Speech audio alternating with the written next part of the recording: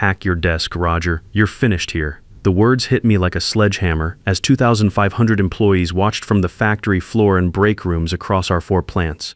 Chad Winters stood at the podium, his Harvard MBA smile gleaming under the fluorescent lights of our main assembly hall. "Your outdated methods are holding iron-hold manufacturing back. We need innovation, not some old timer stuck in the past." "My name's Roger Jameson. I'm 53 years old, and until 30 minutes ago, I was the VP of operations at the company where I'd spent 28 years of my life." The company-wide meeting had been called with 2 hours' notice, mandatory attendance. I should have known something was up. My hands stayed steady at my sides, military training kicking in. The production teams, guys I'd worked shoulder to shoulder with for nearly 3 decades, stared in shock. Some of them had been here almost as long as me. They knew what I'd built, what I'd contributed. "Security will escort you out," Chad continued, checking his expensive watch. "Your access is already terminated. HR has your final paperwork ready. You have 30 minutes to clear your office." I looked out at the faces in the crowd. Pete Williams, our union rep, had his jaw clenched tight. Rita Lopez from procurement looked like she wanted to say something but couldn't. These were my people. We'd survived 3 recessions together, fought off 2 takeover attempts, and built this place into one of the most efficient heavy machinery operations in the Midwest. "Any final words, Roger?" Chad asked, that smirk never leaving his face.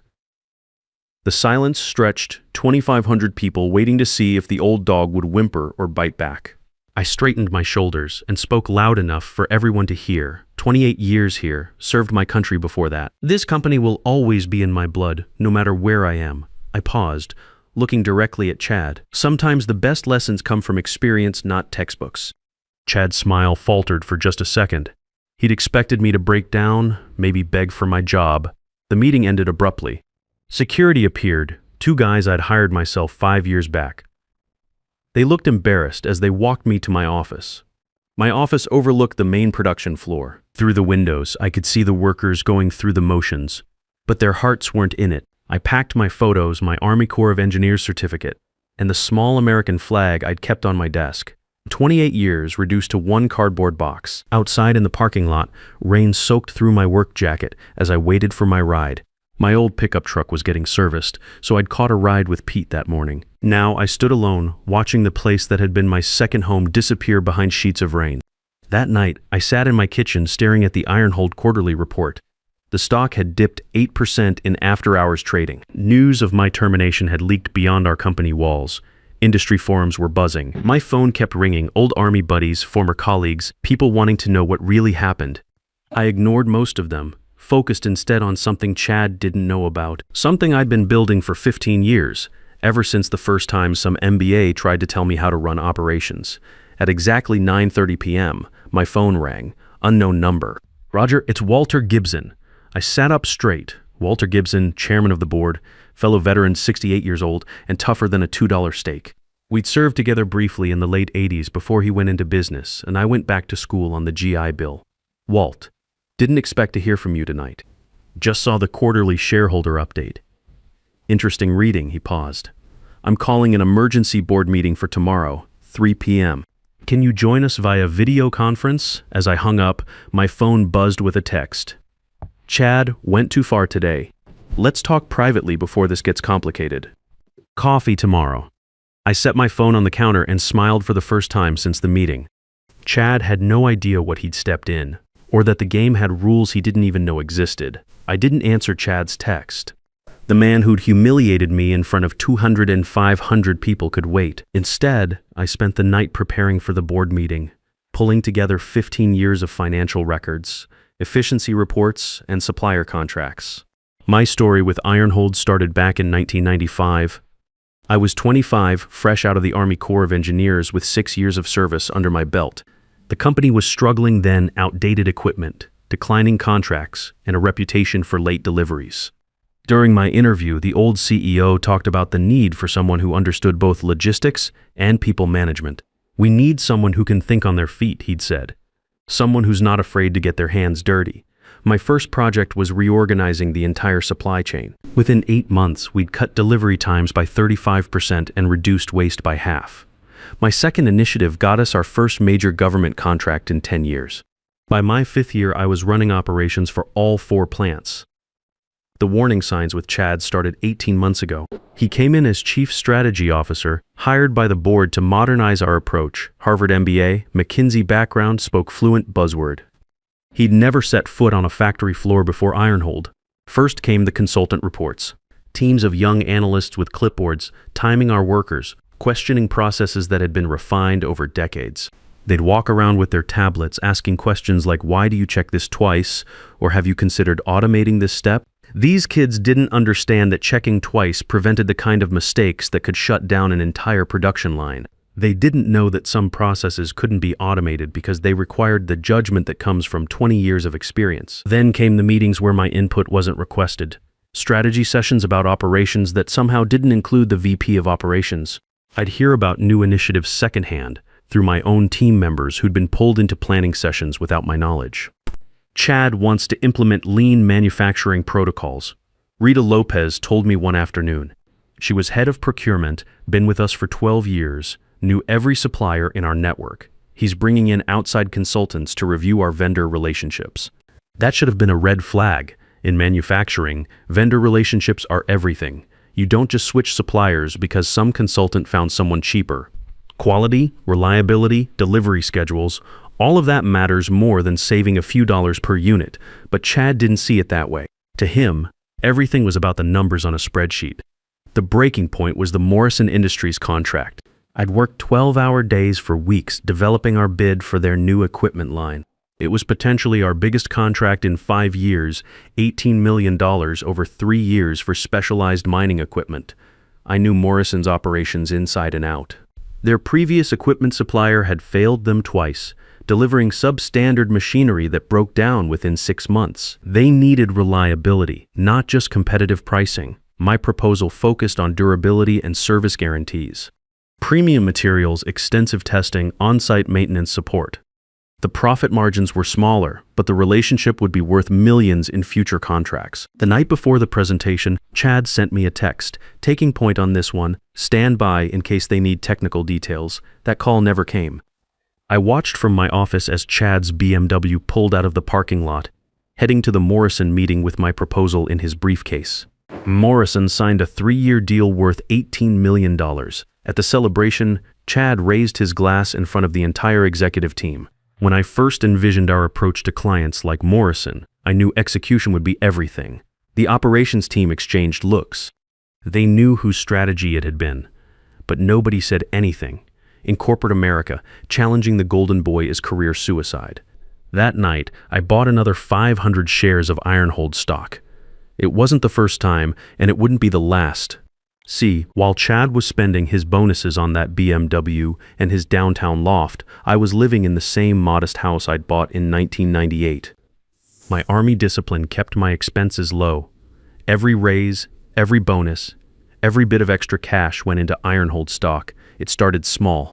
Back in 1995, when I first joined the company, I bought 100 shares with my signing bonus. The stock was trading at $12 per share. Nothing fancy, just a belief that if I was going to dedicate my career to this place, I should own a piece of it. Over the years, as the company grew and my salary increased, I kept buying. 200 shares here, 300 shares there.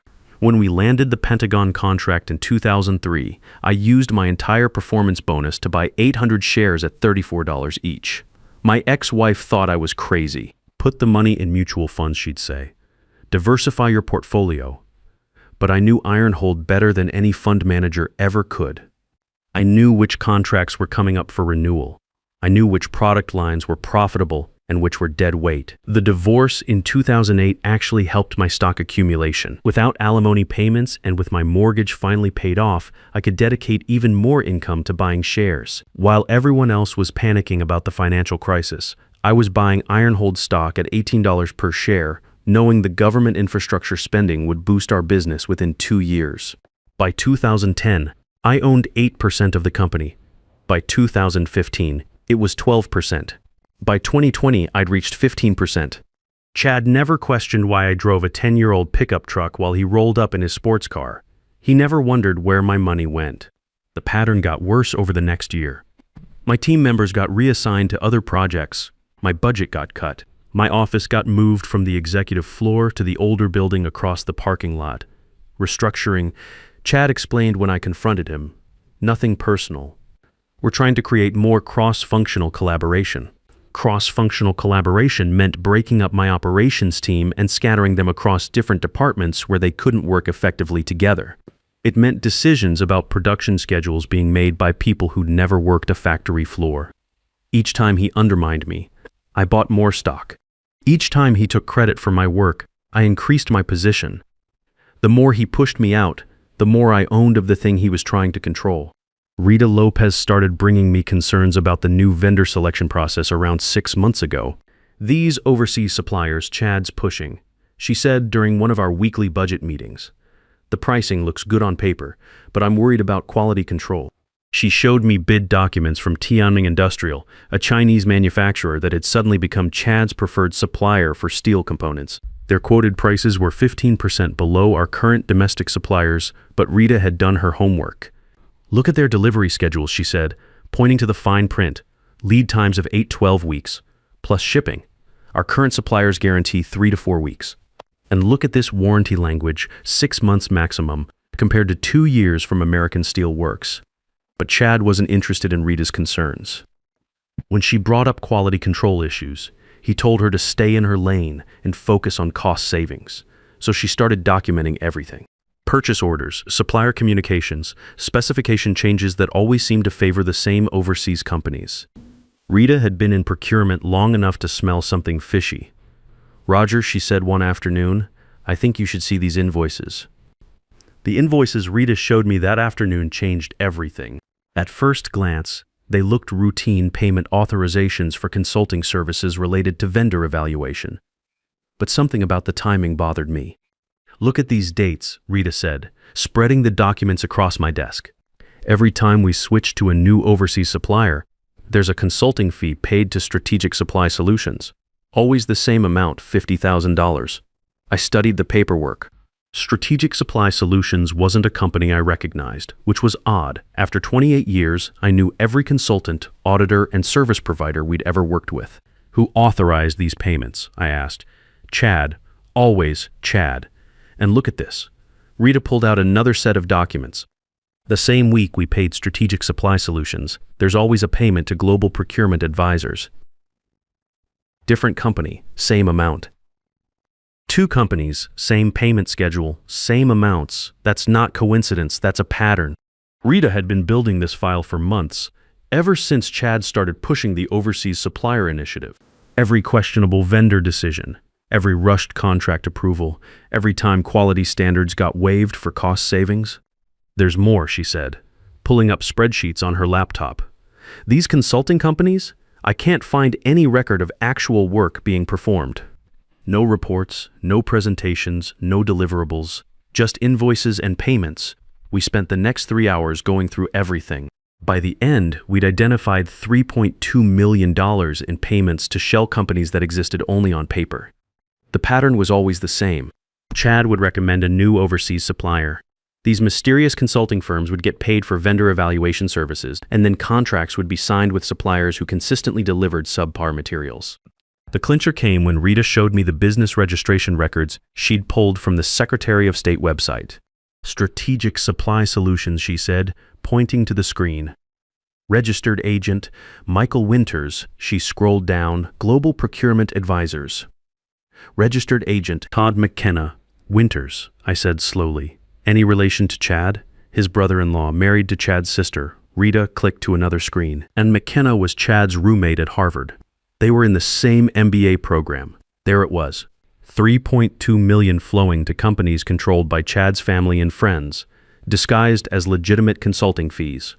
Every time we switched to a cheaper overseas supplier, Chad's network got paid, and Ironhold got stuck with inferior materials and delayed deliveries. It was brilliant, in a criminal sort of way. The cost savings from cheaper suppliers would show up on Chad's performance metrics, making him look like a strategic genius. Meanwhile, the quality problems and delivery delays would be blamed on market conditions or operational issues, my department's problems, not his. That night, I didn't sleep much. I kept thinking about all the production delays we'd suffered over the past 18 months. equipment failures that shouldn't have happened, delivery schedules we couldn't meet because of faulty components. How many contracts had we lost because of quality issues with these overseas suppliers? More importantly, how many of our people had been blamed for problems that weren't their fault? The next morning brought the board meeting. At 2:55 p.m., I connected to the video conference from my home office. One by one, faces appeared on screen. 9 board members, most of whom I'd met only briefly over the years. Chad had always insisted on being the liaison between the board and management. Walter appeared last, his weathered face filling the screen. There he is. Thanks for joining us, Roger. Chad's face popped up next, surprise and anger flashing across his features when he saw me. I believe there's been a miscommunication, he started immediately. Roger's termination was a standard management decision. The board doesn't need to intervene in routine personnel matters. Routine? Walter's voice had that edge I remembered from our Army days. You fired a 28-year employee in front of 2,500 people. Our stock dropped 8%. Nothing routine about that, son. I watched Chad's expression carefully. He was used to controlling information flow to the board. Having me on the call clearly made him uncomfortable. Helen Burke, our audit committee chair, spoke up next. Chad, we've had concerns about the volatility in our supplier relationships. Perhaps you could walk us through the strategic rationale. Chad shifted into presentation mode, pulling up charts and graphs about cost optimization and global competitiveness. For 15 minutes, he painted a picture of Ironhold as a company trapped by legacy thinking and outdated supplier relationships. The offshore strategy has saved us $2.3 million in direct costs over 18 months, he concluded. That's money we can reinvest in automation and modernization. The board nodded appreciatively. On paper, Chad's numbers looked impressive. And what plan is that? Helen asked when Chad mentioned his modernization strategy. Chad launched into his vision. Automation of 3 production lines, elimination of redundant positions, and aggressive expansion of the overseas supplier network. He projected another $5 million in annual savings within 2 years. The board listened politely, some nodding at the projected savings. It sounded reasonable, even progressive. That's the thing about MBA presentations. They always sound good in conference rooms. When he finished, Walter turned to me. Roger, you've been quiet. Thoughts before I could answer, Chad jumped in.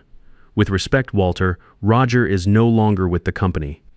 His input isn't relevant to strategic planning. Walter's expression didn't change. Actually, Roger owns 18.3% of outstanding shares, making him our second largest individual shareholder.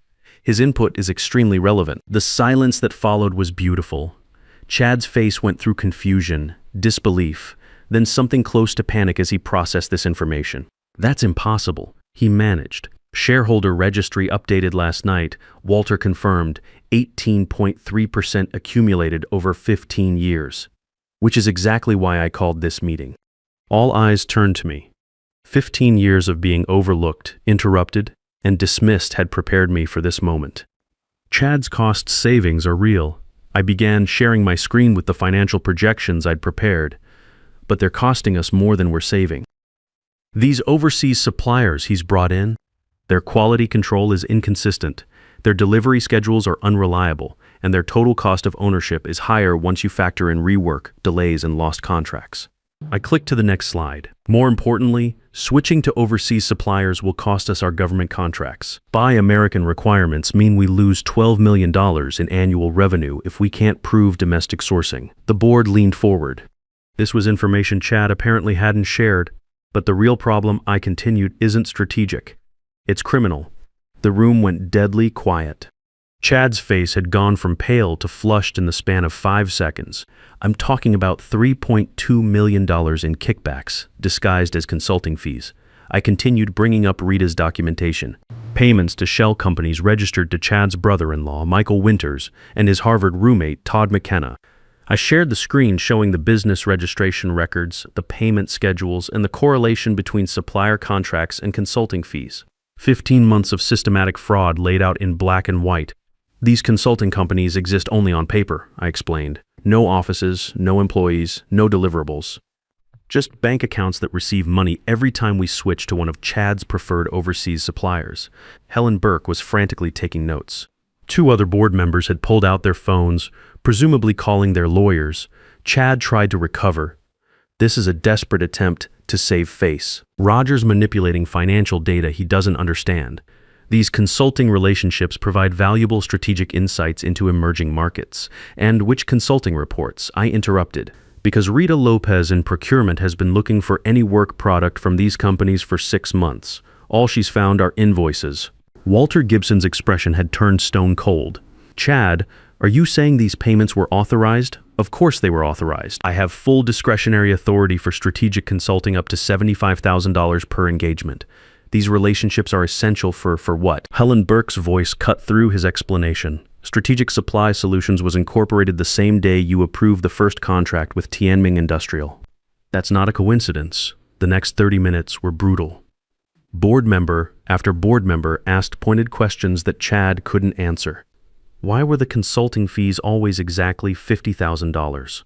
Why did the payments correlate perfectly with supplier contracts?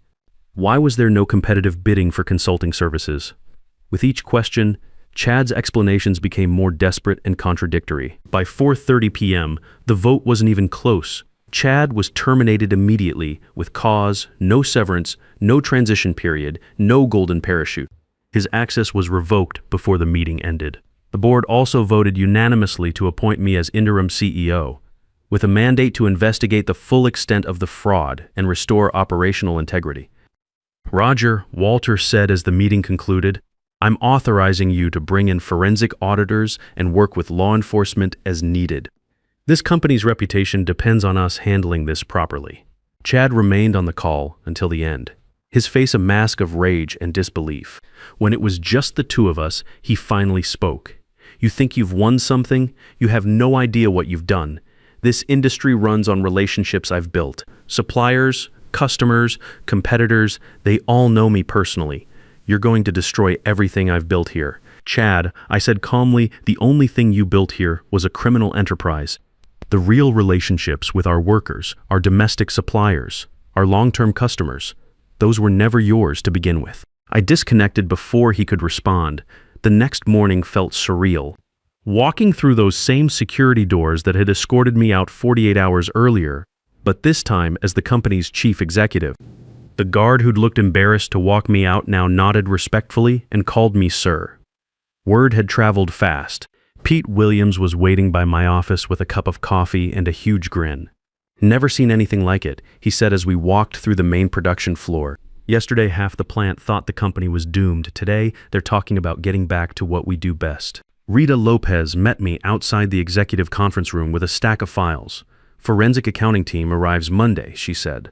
FBI Financial Crimes Unit wants to interview you Tuesday, and I've prepared a list of domestic suppliers who can replace every overseas contractor Chad brought in. The executive team meeting that morning was tense but productive. Chad's people were professionals first, and they could read the writing on the wall. Within 2 weeks, we'd implemented a complete reversal of Chad's offshore strategy. The investigation moved quickly. The FBI had seen this type of scheme before corporate executives using shell companies to skim money from supplier relationships. Chad's mistake was being too systematic about it. The pattern was so clear that even a first-year law student could have prosecuted the case. Michael Winters, Chad's brother-in-law, cooperated immediately in exchange for immunity. He provided bank records showing the flow of money from the shell companies to Chad's personal accounts. Todd McKenna tried to fight the charges, but folded when federal investigators threatened him with money laundering and tax evasion charges. Chad himself was arrested 6 weeks later at his downtown loft.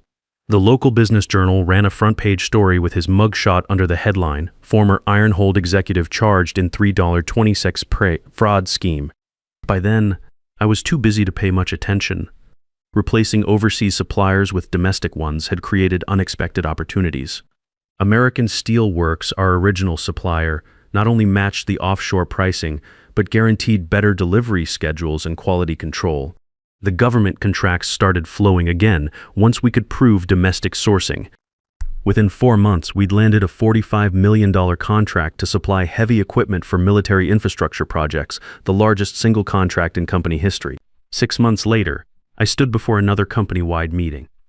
This time, the news was good. Ironhold had not only recovered from the Chad Winters scandal, but was posting record profits. When I started here 28 years ago, I told the crowd this company was built on a simple principle: Do good work, treat people fairly, and success will follow.